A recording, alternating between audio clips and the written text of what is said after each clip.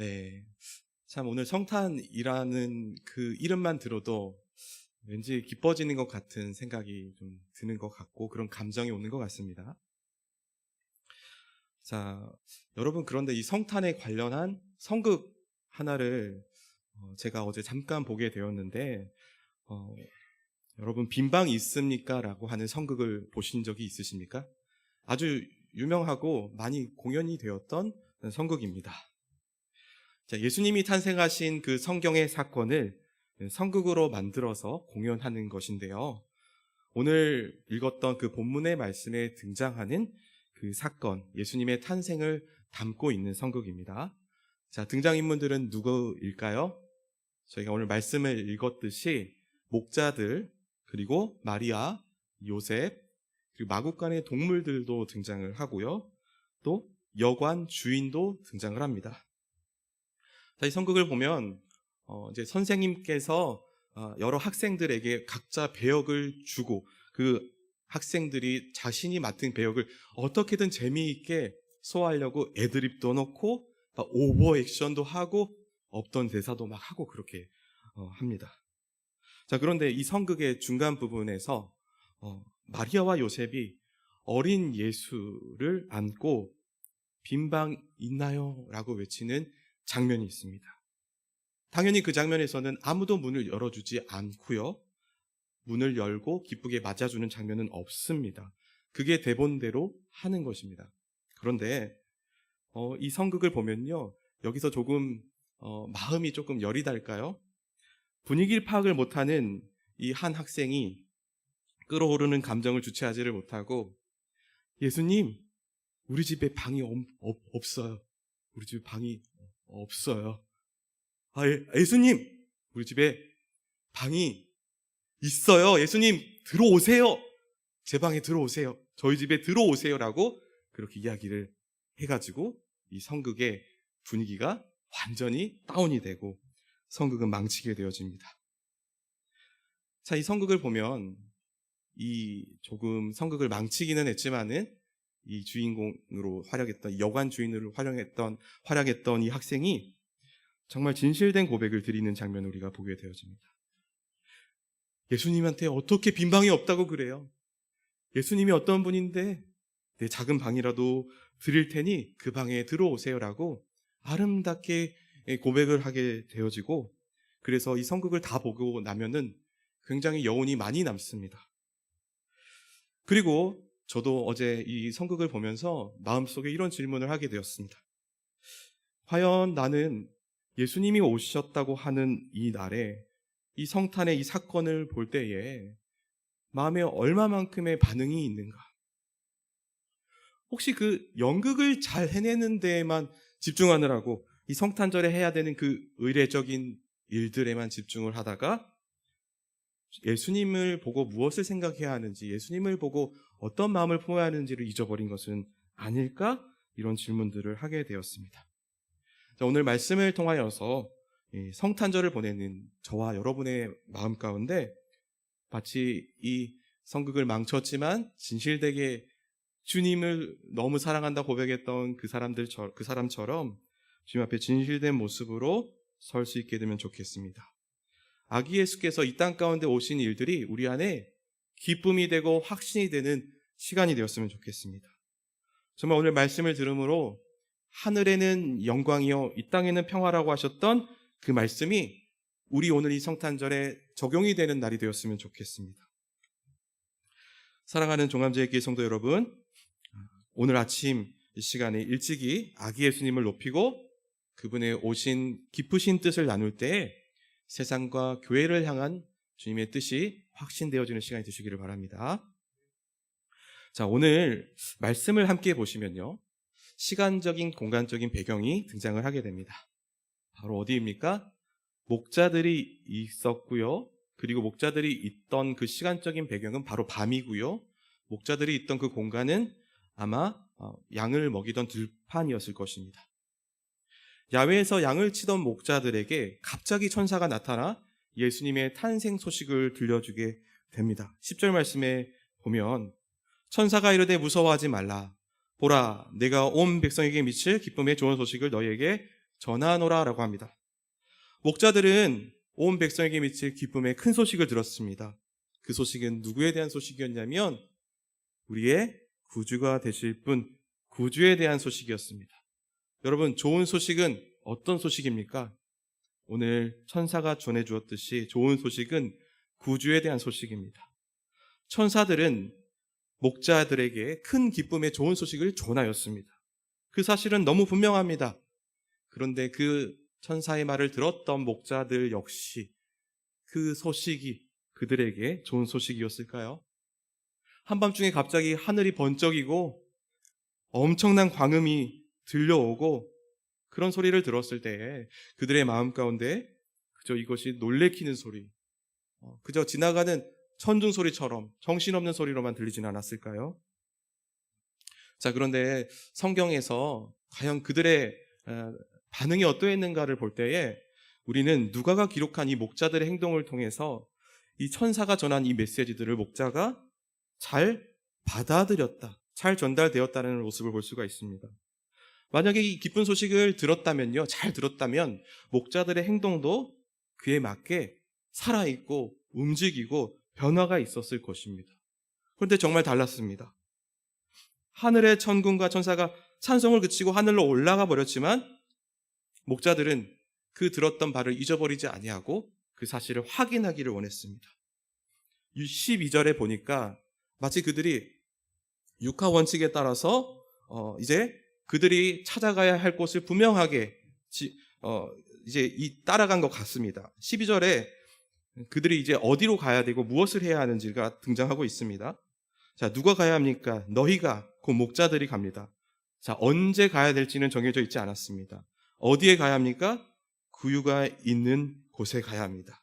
무엇을 위해서요? 강보에 쌓인 아기를 만나기 위해서.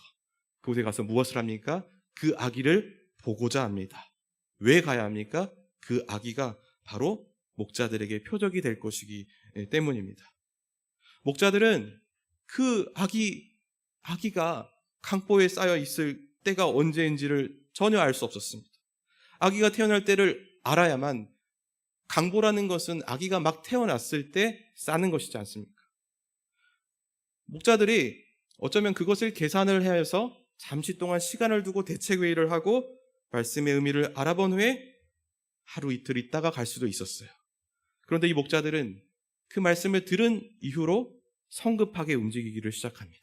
그리고 15절 말씀해 보니까 이렇게 고백하고 있어요. 이제 베들레헴으로 가서 주께서 우리에게 알리신 바 이 이루어진 일을 보자 하고 있습니다.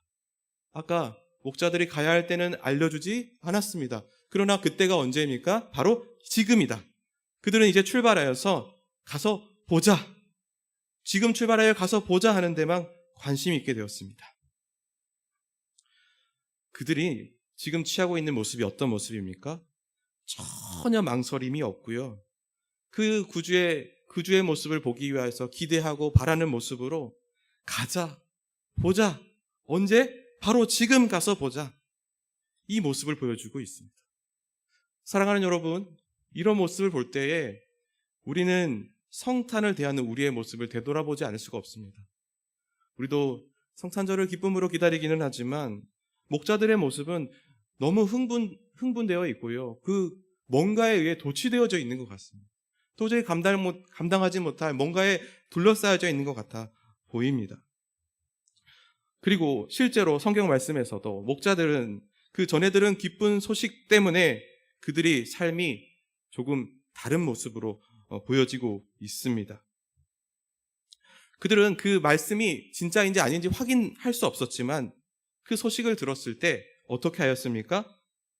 그들이 밤에 치던 양도 다 내팽겨치고, 그리고 양을 치는 곳은 항상 고을이나 성읍에서 적어도 1, 2주는 떨어져 있을 만큼 멀리 있는 지역인데 그곳을, 그 떨어져 있는 그곳에서부터 다시 베들레헴을 향하여서 어떠한 계획도 없이 정처 없이 그저 즉각적으로 떠나게 되는 모습을 보면서 우리는 목자들이 이 기쁜 소식을 들었을 때 다소간의 큰 변화가 있었구나라는 것을 알 수가 있습니다.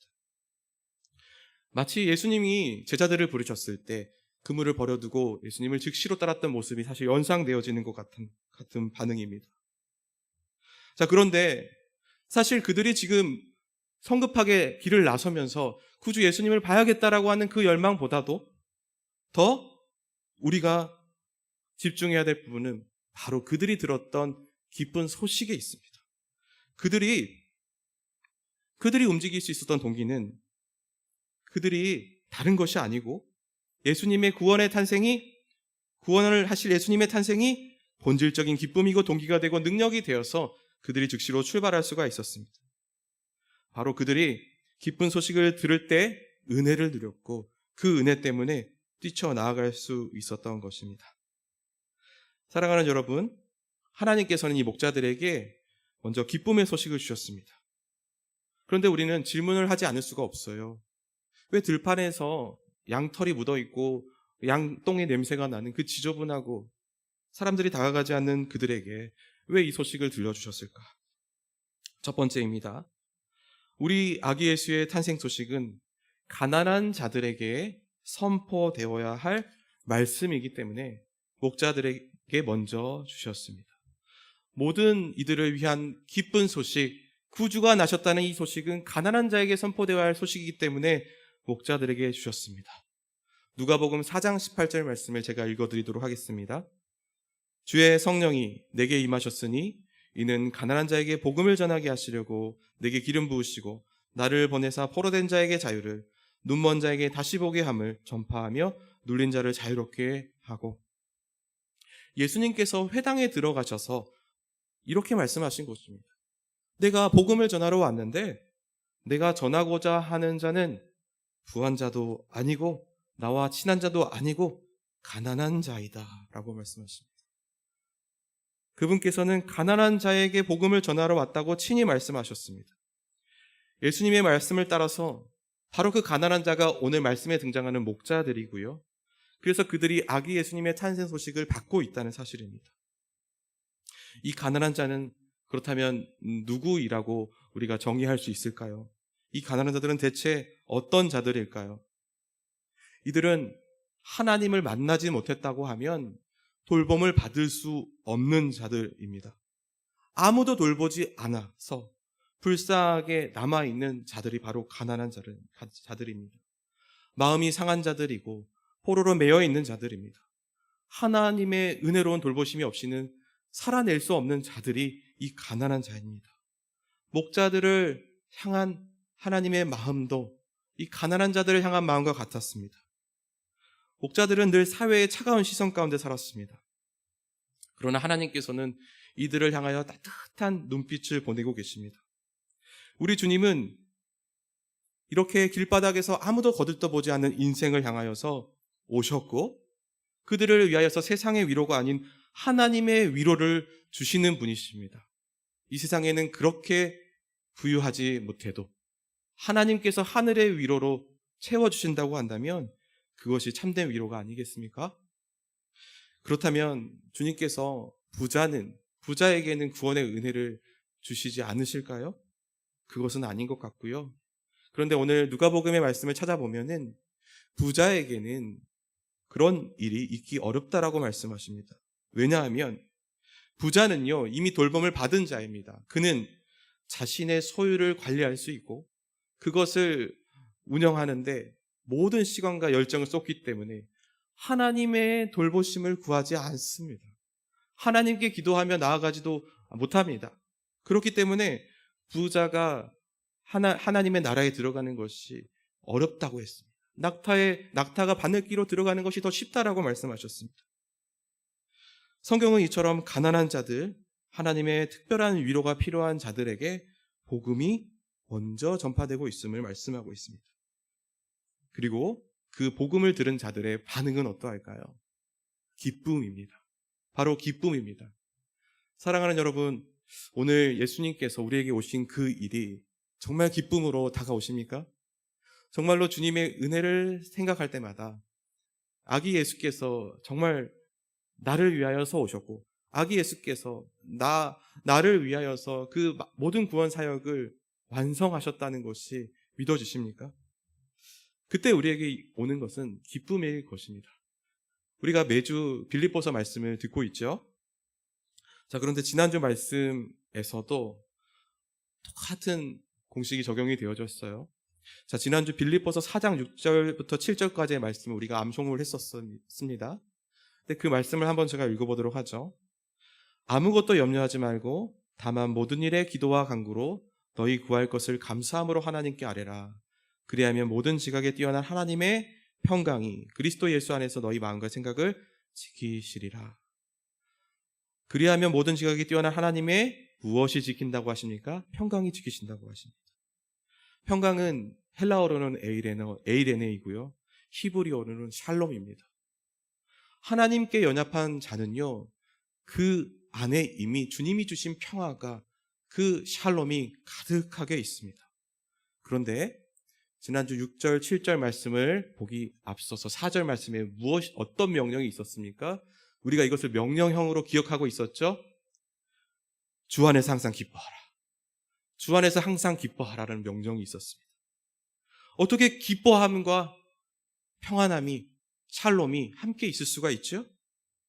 믿는 자에게 이루어진 이 놀라운 은혜가 바로 이런 것입니다. 기쁨과 평안은 믿는 자에게 늘 함께 있는 것입니다. 그것은 목자들에게도 동일하게 있었습니다. 목자들도 구원의 소식을 들었을 때에 그 복음을 듣고 기뻐하는 자들로서 그들이 자발적으로 기뻐하며 뛰어나갈 수 있었습니다. 사랑하는 종암제일교회 성도 여러분, 오늘 이 아기 예수께서 우리에게 오신 그 소식을 들었을 때 이것이 내가 감사할 수 있고 또 감사하지 않을 수도 있는 소식이 아니라 하나님의 절대적인 명령처럼 우리에게 무조건적으로 주어지는 감사할 수 있는 기쁨의 소식임을 믿으시기를 바랍니다. 오늘 성탄절에 그러므로 목자같이 기뻐하고 뛰어다니시면서 이 소식을 생동감 있게 전하시는 여러분들이 다 되실 수 있기를 바랍니다. 자, 그래서 첫 번째, 이 아기 예수의 복음은 가난한 자들에게 선포되는 복음이었습니다. 자, 그리고 두 번째로 이제 본문을 조금 더 보시죠. 두 번째는 이제 목자들에서 이제 다음으로 넘어가도록 할 텐데요. 자, 목자들이 베들레헴에서 구유에 누인 아기를 찾았습니다. 그리고 이 목자들에게 주신 사명인 천사들에게 들은 그 말씀을 전하는 일을 목자들은 감당하게 됩니다. 자, 그런데 17절과 18절을 보면요, 조금 이상해요.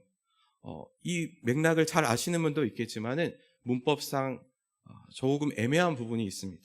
자, 17절 말씀에는 이렇게 적혀 있죠. 보고 천사가 자기들에게 이 아기에 대하여 말한 것을 전했다. 18절에는 듣는 자가 다 목자들이 그들에게 말한 것들을 놀랍게 여겼다라고 했습니다. 자, 전하는 자는 목자가 맞습니다. 그러면 듣는 자는 누구입니까? 17절에는 목자들이 전했다라고 했고요.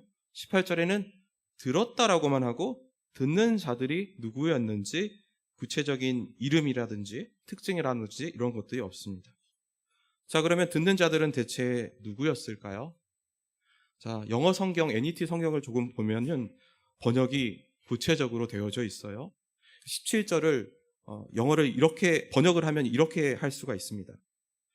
그들이 그를 보았을 때, 그러니까 목자들이 강보에 쌓인 그 아기를 보았을 때 그들이 그 아기에 들었던 바를 이야기했다. 목자들이 그 아기에 대해 들었던 바를 이야기했다라는 것입니다. 영어 번역이 훨씬 더 구체적으로 설명을 하고 있습니다.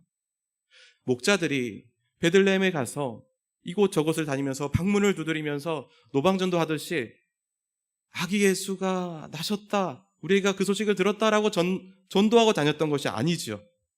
어떻게 했습니까? 문을 피크덕 열고 말구육간에 들어갔더니 아기 예수가 새근새근 잠을 자고 있습니다.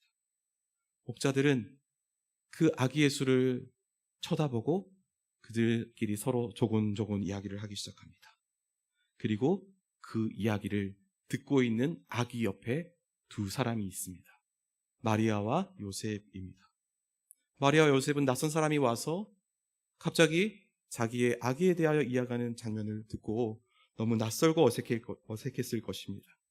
그래서 18절의 말씀을 보니까 이 천사들이 전하여진 소식을 목자들을 통하여 들었을 때 18절 말씀을 보니까 거기 모여있던 목자들과 마리아와 요셉까지 모두가 다 놀라게 되었습니다. 여러분, 구원의 기쁜 소식을 들었을 때 이렇게 놀랄 수밖에 없습니다. 그런데 오늘 성경이 주목하고 있는 부분은 19절인 것 같습니다. 자, 19절 말씀을 제가 한번 읽어보도록 하겠습니다.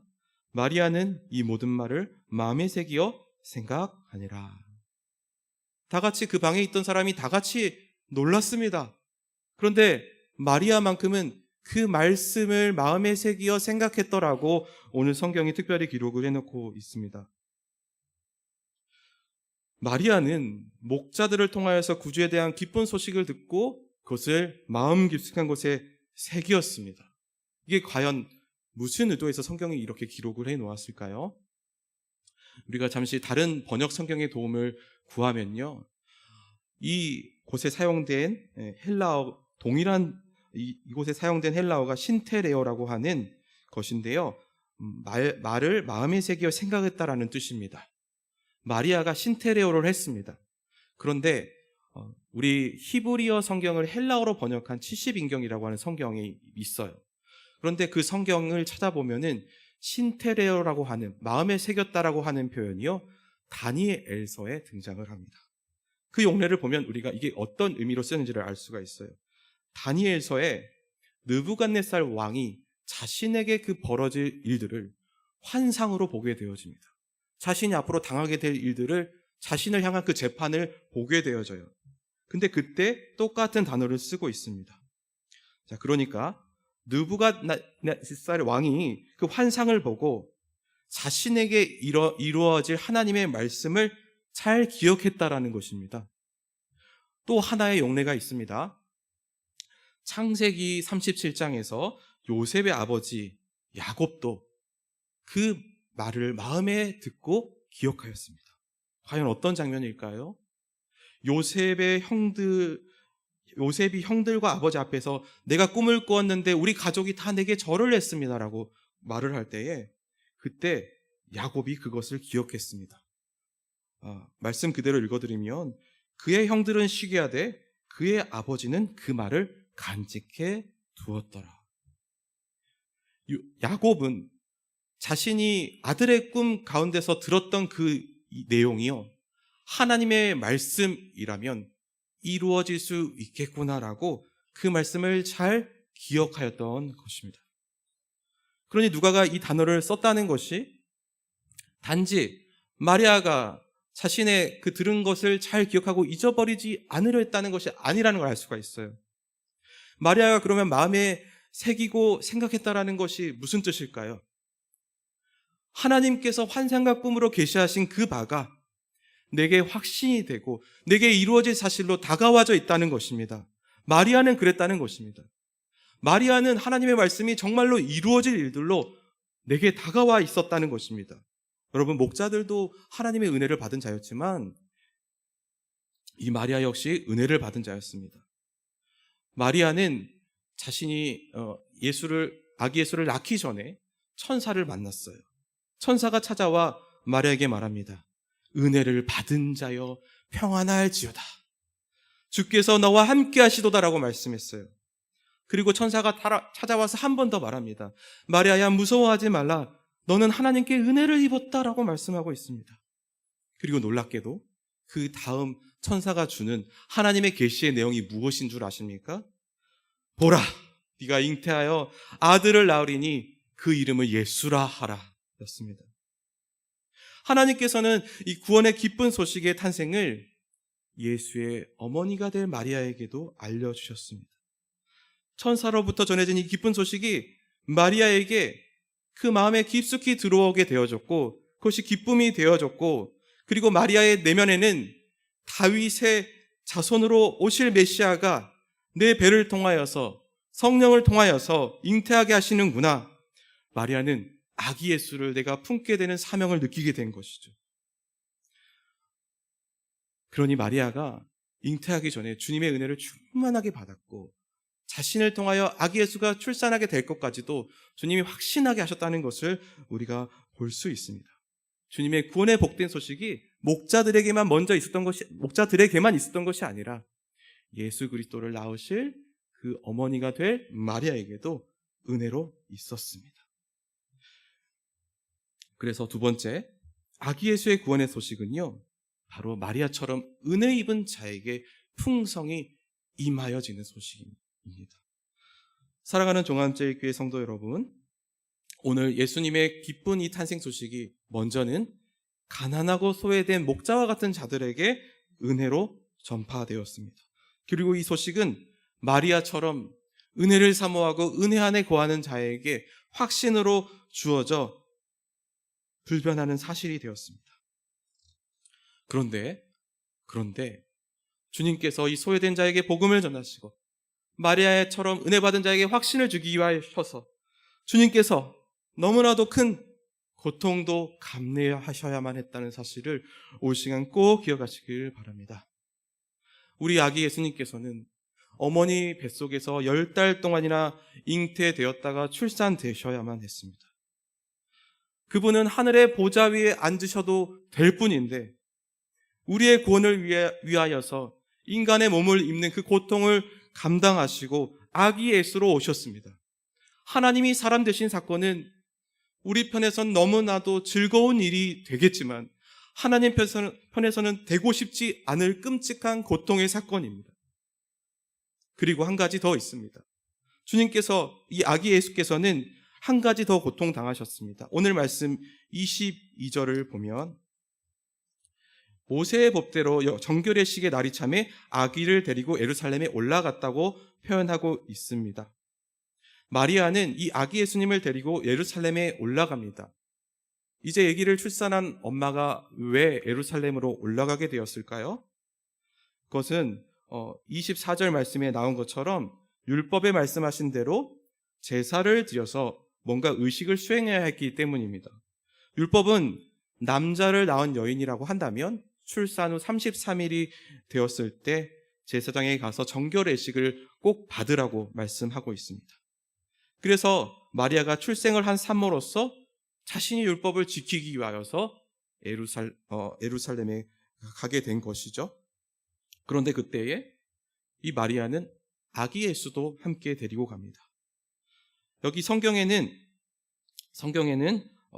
23절에 스쳐 지나가듯이 기록되어져 있는 부분이기는 한데요.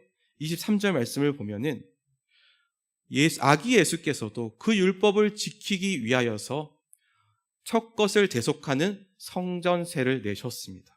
자, 23절 말씀을 한번 읽어보죠. 이는 주의 율법에 쓴 바 첫 해에 처음 난 남자마다 주의 거룩한 자라 하리라 한 대로 아기를 주께 드리고, 아기를 하나님께 서원하듯이 바치는 개념이 아니라 율법에 의하면 유대인들은 첫째로 난 것은 하나님께 그 대신에 대속할 그 세계를 드리도록 되어져 있었습니다. 그러니까 5세기를 마리아가 성전에 제출을 하고 첫 아들을 주님께 드렸다라고 그렇게 율법을 지키게 되는 것이죠. 우리는 이 장면을 스쳐 지나가듯이 넘어가기가 너무 쉽습니다. 그런데 예수님께서 율법을 따라 율법을 잘 지키고 있는 이 장면에서 우리는 아기 예수의 고난의 삶을 보게 되어집니다. 율법을 잘 지키는 것이 왜 고난이 되어지죠? 율법을 잘 준수하는 것이 왜 아기 예수에게 고통이 되어지죠? 바로 율법의 요구를 자신이 다 감당하기 위하여서, 그렇게 되기 위하여서는 자신이 먼저 율법을 다 지키는 자로 서셔야 했기 때문입니다. 그렇게 준비되셔야 했기 때문입니다.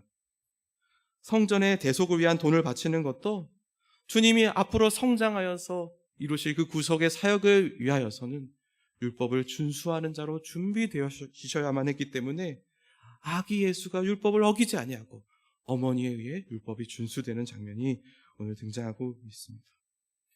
우리 아기 예수가 왜 율법을 지키셔야 하나요? 그분은 지키시지 않으셔도 되는 분입니다. 그러나 우리의 구원을 위하여서, 그것 하나만을 위하여서 율법을 지키며 고통 중에 계십니다. 사랑하는 여러분, 주님께서는 가난하고 소외된 자에게 복음을 주시고 또 은혜를 갈구하는 자에게 구원의 확신함을 주십니다. 그런데 주님께서는 그것을 위하여서 고난의 길, 고통의 길도 가고 계십니다. 우리 예수 그리스도께서는 아기 예수 때부터 그렇게 고난의 길을 걸어가셨습니다. 그래서 그 길이 교회로 이어지게 되었습니다. 하나님의 아들이 걸으셨던 그 고난의 길이 이제는 우리의 길이 되는 것입니다. 사랑하는 여러분, 오늘 이 성탄절에 이 메시지를 들었습니다. 우리가 사실 기뻐해야 될 이유를 찾는 것은 여러 가지 우리가 하고 있는 많은 행사들에서 찾을 수 있을 거예요. 서로의 얼굴을 보면서 아기 예수를 너도 축하하러 왔구나, 경배하는 자들의 합창과 찬송과 이런 모습들을 보면서 기뻐할 수 있을 것입니다. 그런데요, 우리가 정말로 말씀을 통하여서 기뻐하기를 원하는 것은 우리가 소외된 자로서 주님의 복음을 받은 자이며 우리가 은혜 받은 자로서 주님께서 이루실 일들이 확신되어졌다는 데서 기쁨이 있습니다. 그것보다 더 나아가서 주님께서 우리 대신에 고난의 길을 이 아기 예수가 걸으셨다는 데 있습니다. 오늘 하루를 살아내시면서 부디 우리가 다짐하셨으면 좋겠습니다. 빈방 있나요? 라고 하는 그 연극에서 아기 예수를 높이는 흉내를 내는 그러한 경배는 주님이 원하시는 경배가 아닐 것입니다. 그럼 주님이 원하시는 경배는 어떤 경배일까요? 정말로 나를 구원하시고 나를 위해 낮아지신 그 구주를 만나는 것이 참된 경배일 것입니다. 올 시간 함께 고백해 봤으면 좋겠습니다. 좀 목소리를 내서 함께 해보시죠. 주님, 여기 빈방 있습니다. 여기 빈방 있습니다. 주님, 내 마음에 들어오세요. 주님, 내 마음에 들어오세요. 감사합니다. 한 주간도 성탄의 은혜로 목자들처럼 기쁨이 가득하시기를 바라겠고 주님의 충만한 은혜가 가득하시기를 바라겠습니다.